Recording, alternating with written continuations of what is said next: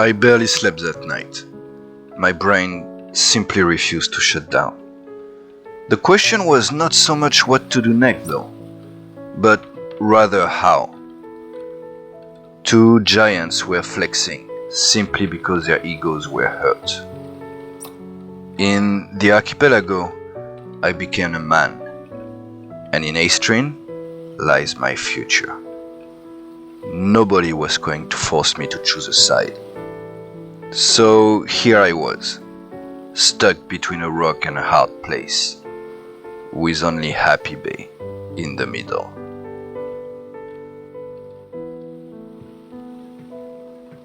As the sun started to rise, a plan was forming in my head.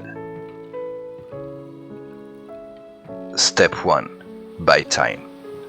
The dude last night told me to pick up the cargo in 2 days. I need 2 weeks.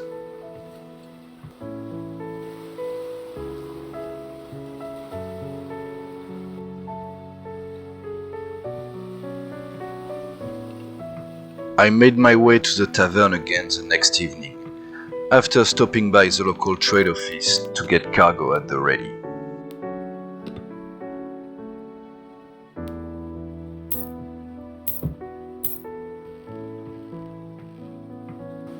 I found my man straight away and let him know that I would not be able to meet his timeline.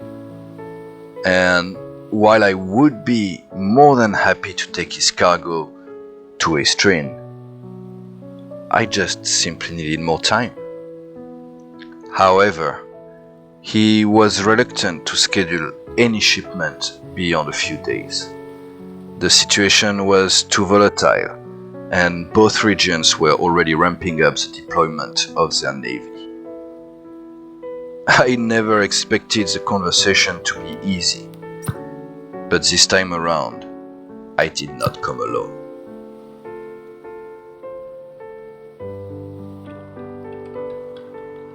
A deal, and a flipping headache. I guess it was worth it. He gave me 7 days. Not nearly enough. But I guess it would have to work. And it looks like I'm about to put my cog's name to the test. Onwards to step 2. And the voyage prep. Next stop, Dragon's Cliff.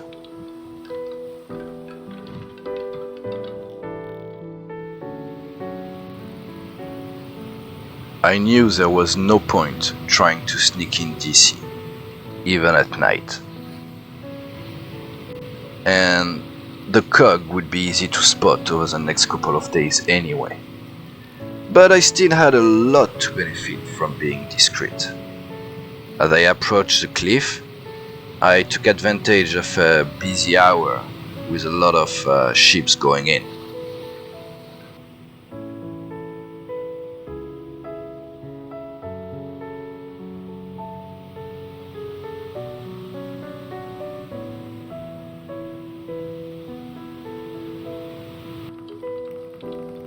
And I docked by the shipyard, away from the main activity of the town.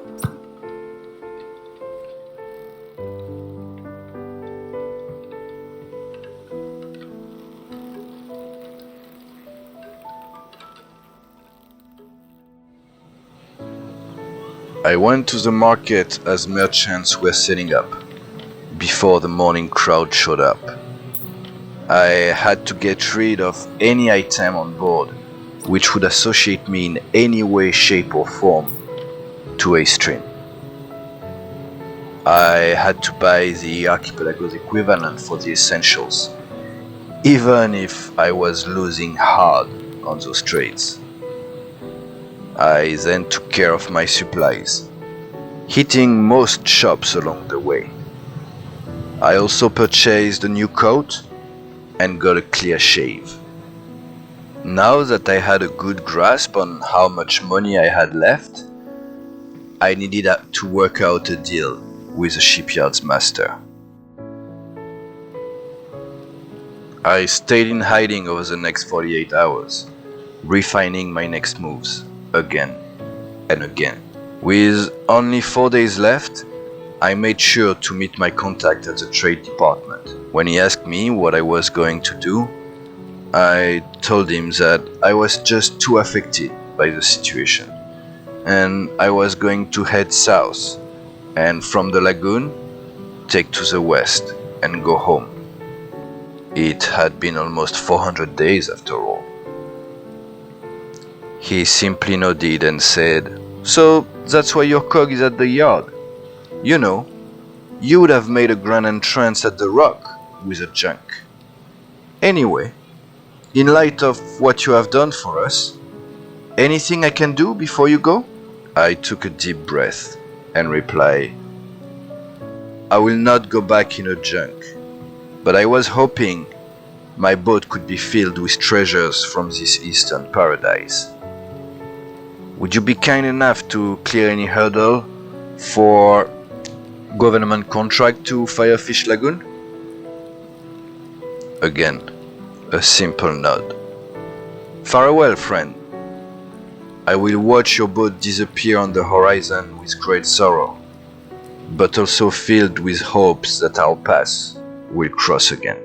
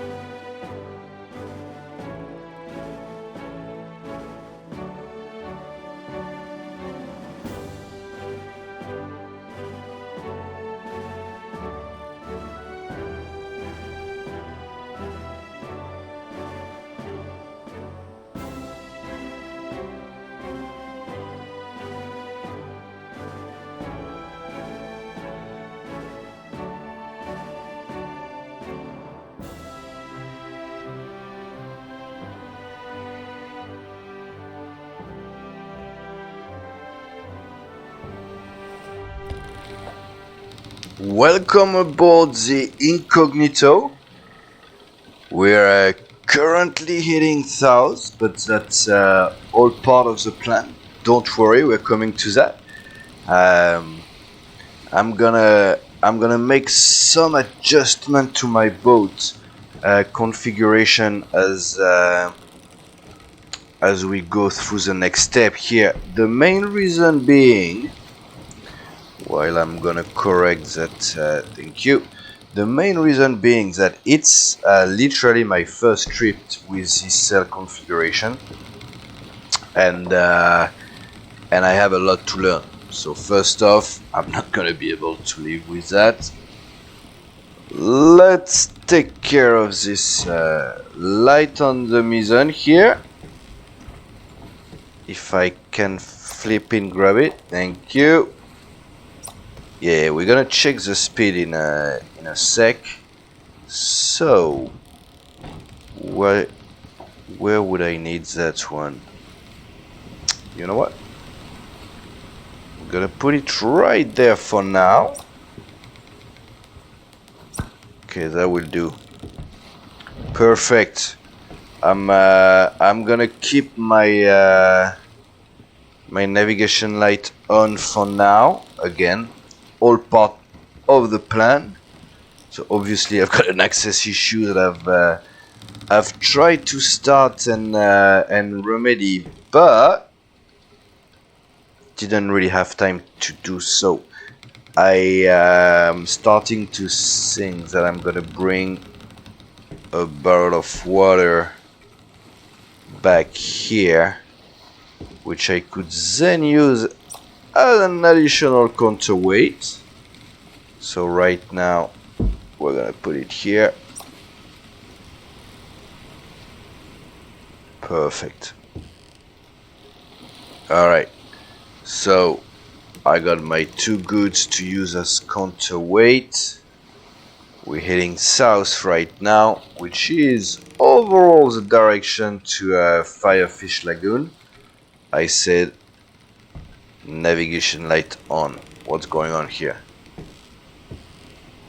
Alright. Much better.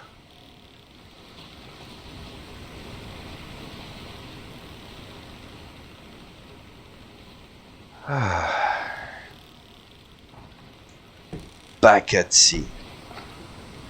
And since we have the tall cabin, right, we can really enjoy the view. Damn. The wind is turning, which might not end up being a bad thing. Alright, so number 1, cargo.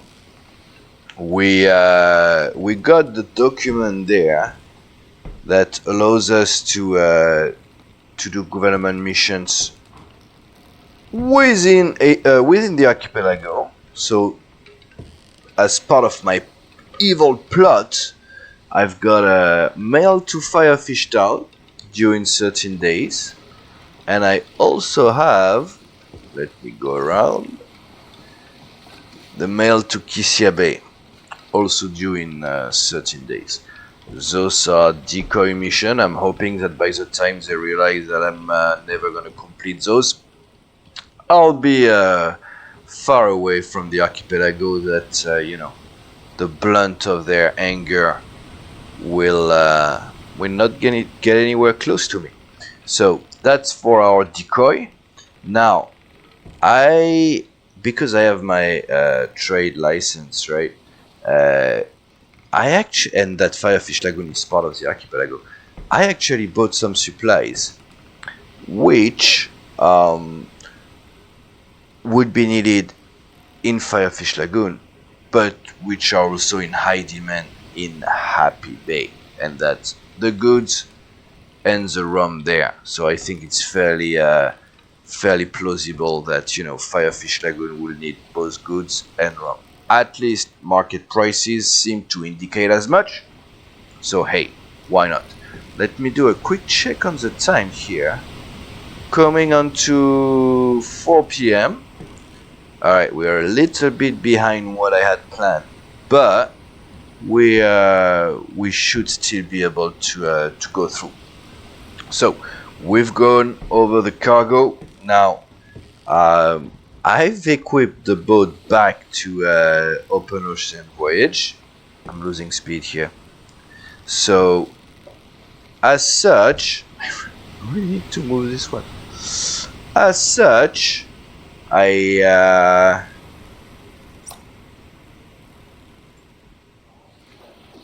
have plenty of supplies. I have 2 boxes of eels on the upper deck, which are mostly not really my emergency supplies. That's more for you know, if I'm too lazy to fish. Those are my emergency supplies. I've got 4 porks there, which should fill me up quite nicely. And I have 1 full case of fishing hooks, 2 full barrels of water. We're back with our little navigation table corner here. I also have the full map, and that's all of it. I've got light scatters throughout. I've got my little instrument there, which I'm gonna use forever. I can totally pull my little square up. That was really more for you know, showing off as I was exiting as I was exiting Dragon Cliff. And now we're gonna keep going south a little bit more until nightfall, and then we're gonna be able to change course and head towards our real objective here. I'm definitely gonna have to rework that layout here. Okay.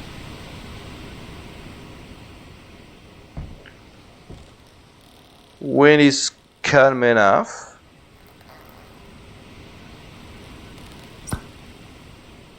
there are so many boats in the archipelago. I think I've already mentioned that, but yeah. So what is the plan? We are actually expected to pick up the cargo from the north, the northern end of Crab Beach, in 2 days at midnight. So believe it or not, that's where we are heading for. But to make sure my plan functions here, and if anyone from Dragon's Cliff is watching, I want them to think that I'm actually going south. So as soon as it's gonna be dark, I'm gonna switch off the lights.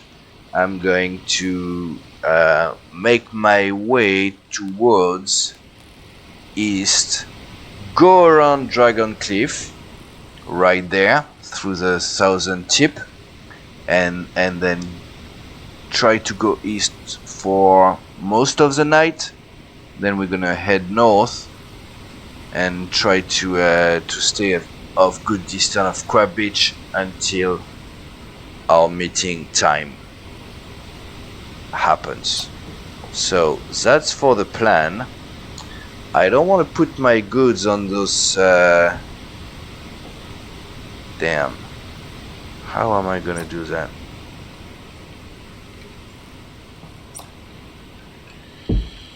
One like this maybe.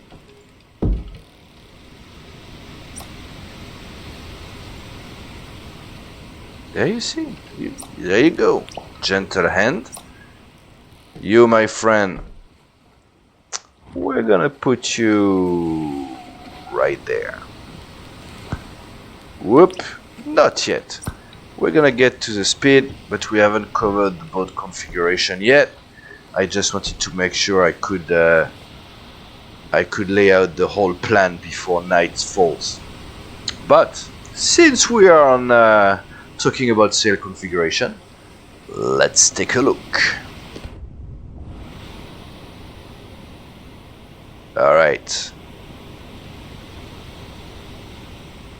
there we go. So we have kept our 2.5 yard square at the bow of our ship.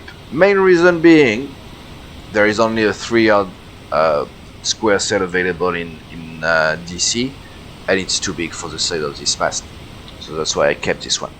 However, all the other sails have been upgraded, if you could call that an upgrade, I guess. So still from the bow to the stern we have the small junk jib, which has an area of 18 units. I can rotate 89 on both port and starboard. Then we have obviously our main gaff, which is a 10 yard gaff, also an 89 spread, and with an area of 58 units. And finally, with the mizzenmast, we have our junk 7 yards, 89 orientations, and 46 units of sailing area. So that's pretty cool. I didn't have much choices, right, because I only had a week to get the upgrade made.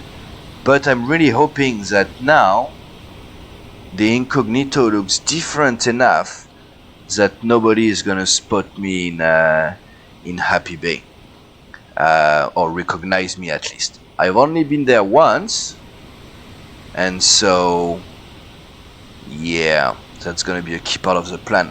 That's also why I purchased some clothes and why I purchased. I got a haircut, got my beard shaved as well, and we are on the way. Very nice.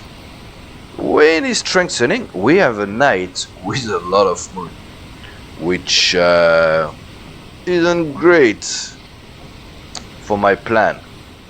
Oh, alright, it's only 7:40. That's why it's not fully dark yet. So basically, I don't want anyone to see me in Crab Beach or to see me heading north. So that's gonna be the dicey part coming next. I'm fairly confident that as soon as I'm turning my lights off, my boat will be totally invisible, and whoever follows or may follow my lights may think I've just went above the horizon. Very difficult to assess distances at night, and then I can start turning. So that should work.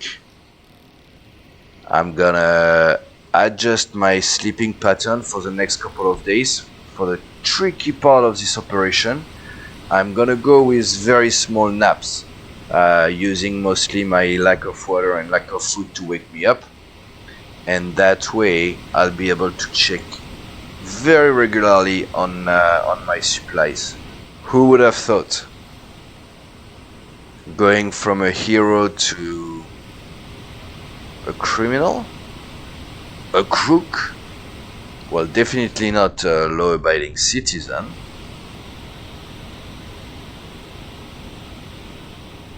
You see, I don't like it, but I think I don't hate it either. And hopefully that will give me an opportunity to improve my skills with this type of configuration. I dropped the main square, mostly because it was too recognizable, and so yeah, I'm going to have to do without it. I'm not yet thinking about the trip ahead to Happy Bay, because it was pretty much a nightmare coming down. So yeah, we'll get to there when time comes. Alright, the moon is out. It's dark enough. We can barely make out. Actually, yeah, we can barely make out Dragon Cliff. So that's perfect. I'm gonna switch off the light. So it may get dark a bit, but don't really have a choice here, guys. And thanks to the moon, it's not too bad. And we should actually be in a very good position. So we're gonna be heading east, or east-northeast, I think.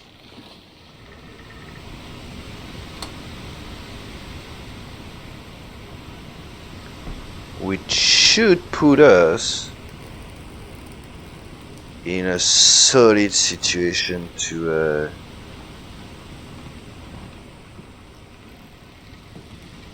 by the time we wake up tomorrow morning. Oh, I really hope so.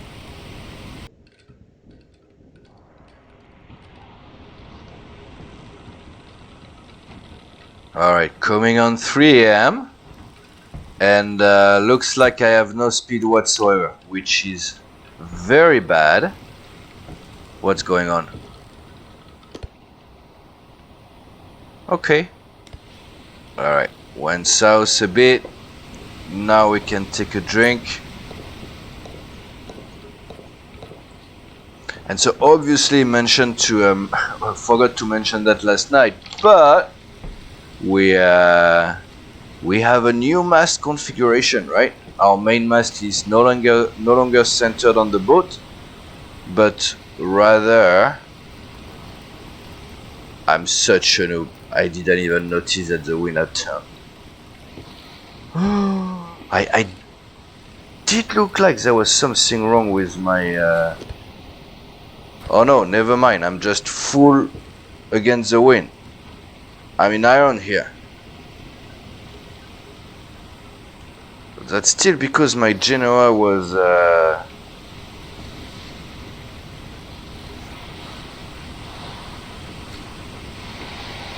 Alright, everybody relax.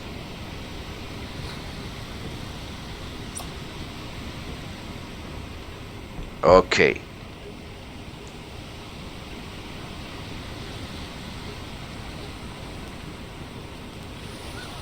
Alright, taking a fairly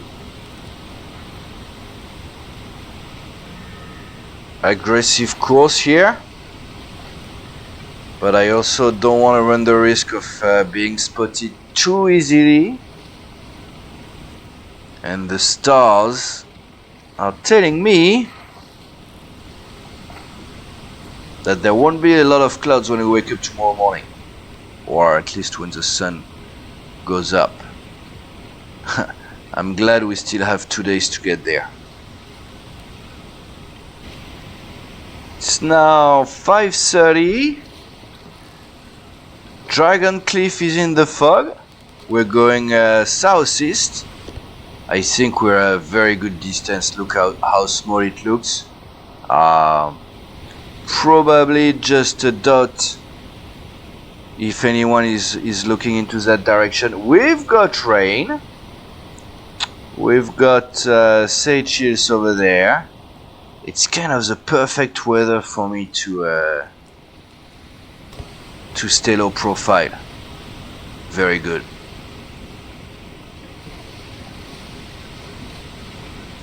And going southeast is still very plausible as far as my direction. So even if I'm spotted, right, I think I'm good. Now, the progress we're making today towards our objective will be crucial. And I'm happy with a bit of weather, but don't want it to become too much of an issue here, as I'm relearning to sail the cog.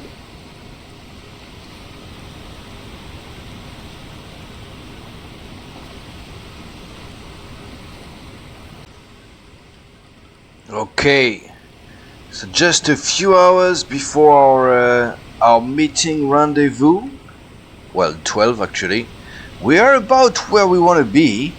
So that's Sanctuary over there, but a very remote town, and still actually quite far out. I don't think they can see me. Then we have Crab Beach on the horizon, right there, and then Dragon Cliff in the distance at our stern. So we are looking good. I dropped both my gaff and my junk sail, just so that we reduce our speed as much as we can. And I think in a couple of hours I'm gonna start heading towards Crab Beach. Getting there, awesome. Alright, it's 11:20. We just lowered the anchor by the beach, and I think I've seen some movement behind those rocks there. Let's go see what it's like. Where can it be? Over there.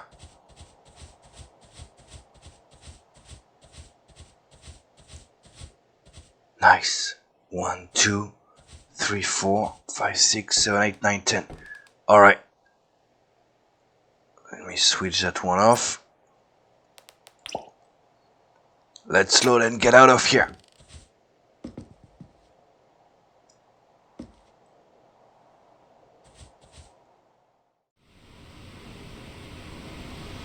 Approaching 6 AM. Crab Beach, barely visible in the distance. We're currently running full east, which is not ideal, but we have wind coming straight from the north. So we're going to continue east a little bit, but despite a very tiring night, we have been successful in our enterprise. We've got out our 10 cases of green tobacco on the upper deck and a reserve of ale there. I actually left a barrel of rum behind. I only have 3 now, just because I need to have perfect access to all corners of my boats at all times. Moved my water at the stern, which then can move either port or starboard depending on my needs for counterweight. We're gonna raise the gap for a minute, but during the night I was just navigating based on my compass reading. I couldn't really tell the wind and stuff, so I thought just going with the junk and the Genoa should allow me a safe exit out. I was monitoring my speed around 5 knots, not bad at all, and yeah, going almost full east. I like it.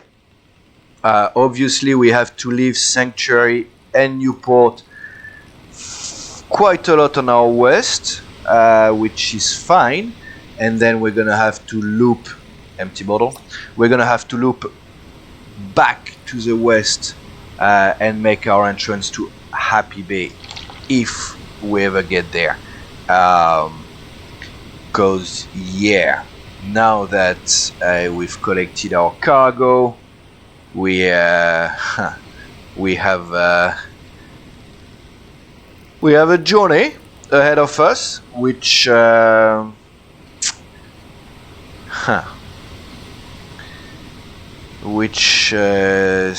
has left me scarred a little bit, coming down to the archipelago. Not to mention that I hate gaff sails. Don't ask me why. Well, actually, you can ask me why. I don't know. They just seem to pull me non-stop into the wind. Stuck in irons most of the time. I'm trying to tack with those gaff. So yeah, we'll see. I'm still excited though. So now that we have successfully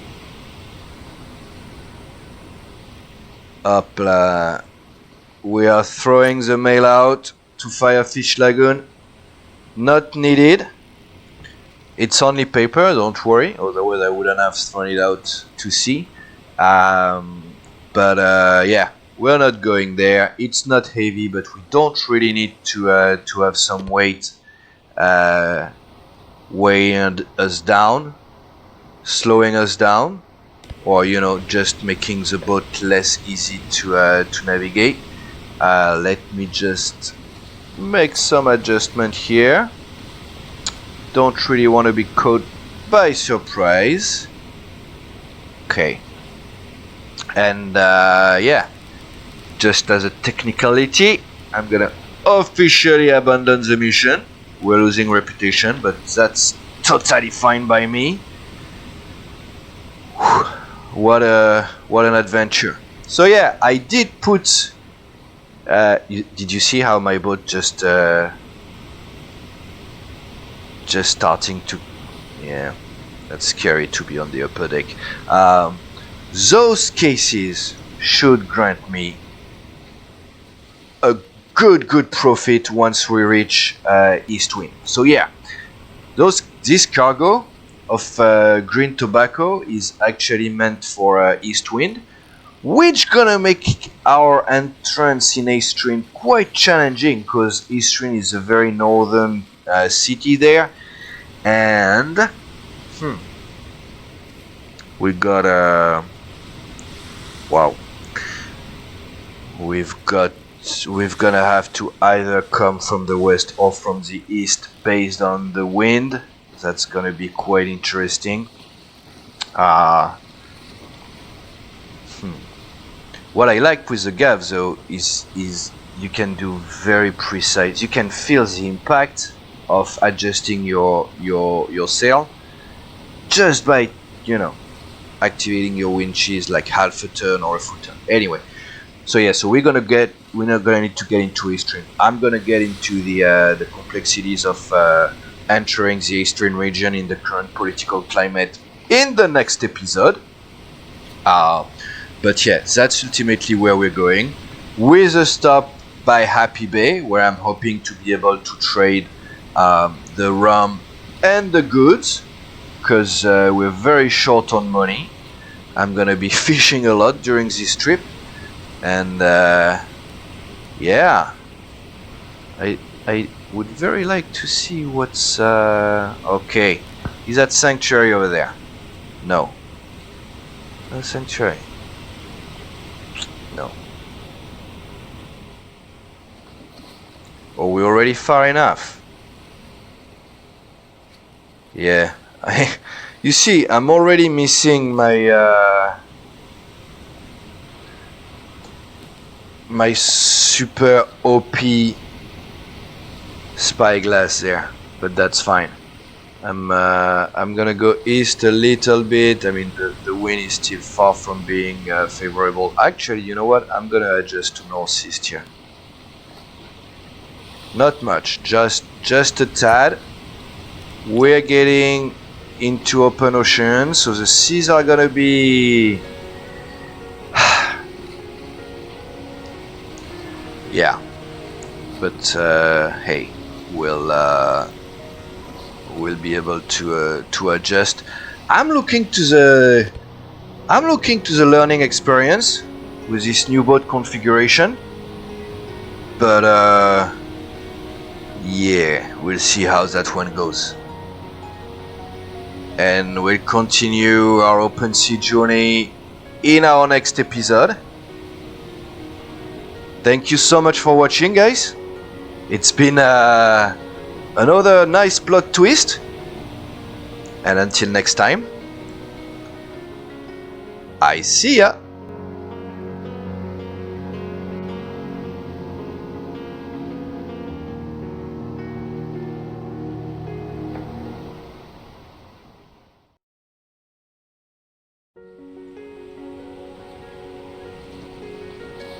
Hey gang, welcome to the chill zone.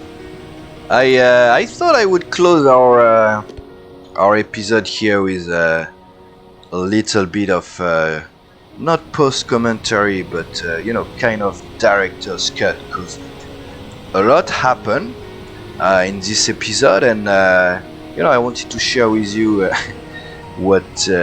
how I'm looking into things right now. Since we're going back to Aestrin, and I'm really hoping that I'll be able to set up my my Aestrin Chill Trading Corporation very soon. So obviously I didn't just inject enough money to buy 10 cases of green tobacco. In between last week's episode and this episode, I actually went and did a lot of trading. If you look at the last 20 days, you can see the amount of money that I've spent in the different categories, and I managed to purchase those 10 cases of green tobacco. I then stored them in the inventory system at the port of Crab Beach, which was actually the first time that I was using this system, where you can actually leave cargo and then just go off, live your life at sea, and then whenever you come back, it's still gonna be there. Now, looking back, maybe I shouldn't have done that with like with such a valuable cargo, but it's working. It was there, the 10 cases were there, Uh, but the only thing I didn't anticipate is how much fee it's gonna cost me, and that was kind of a. I wanted to try this system because I'm gonna use it heavily for my trade company, right? More on that in I guess a few more episodes. I'm nowhere near. This is live. Like I'm not. I don't have any video recording in advance for this series. So I wanted to test the system. It works out well, but the eagle eyes among you might have noticed that I only have 70 emerald dragons left. And the reason why when I actually left Dragon Cliff to pick up the cargo, I had about 2,800 left. Yeah.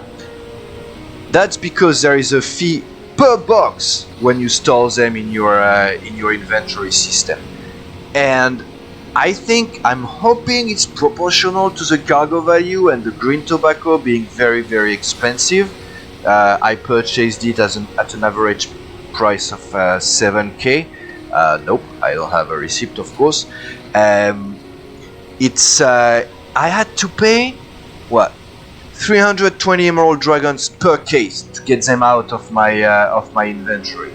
Very cool mechanic, but very expensive as well. Which is why I let go of 1 barrel of rum. Yes, I think I was maybe a bit too loaded, but I needed 400 more emerald dragons to be able to get my 10 cases. But I'm very happy that it worked out. Again, not looking forward to the trip in this beauty. But one thing though, I'm not going for speed. I'm going for technique, I guess. Like I'm gonna work on my sailing skills. I'm going to stay alive. So yeah, skills and survival will be the main theme for this journey.